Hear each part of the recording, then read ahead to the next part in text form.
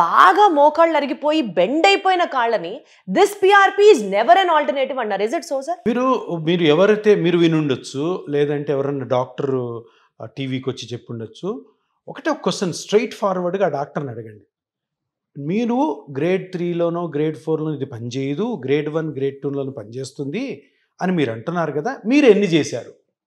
మీరు చేశారా?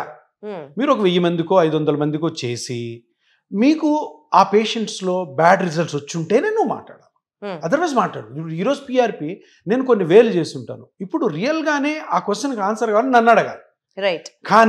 కానీ ఇప్పుడు ఏమంటారు, ఆ మెడికల్ ఎవిడెన్స్లో రీసెర్చ్ పేపర్స్లో గ్రేడ్ 1 గ్రేడ్ 2లోనే ఇది బాగా పనిచేస్తుంది, గ్రేడ్ 3 గ్రేడ్ 4లో పనిచేయొద్దని ఒక పాత పేపర్లు, మరి ఈ సర్ది పేపర్లు ఎప్పుడో ఉన్నాయి. ఎందుకున్నాయి అంటే ఈ మెడికల్ ఎవిడెన్స్ గురించి మాట్లాడతారు వీళ్ళందరూ. ఎందుకున్నాయి అంటే అటువంటి ఎవరైతే చేశారో వాళ్ళందరూ కూడా ఆర్థోపెడిక్ సర్జన్స్.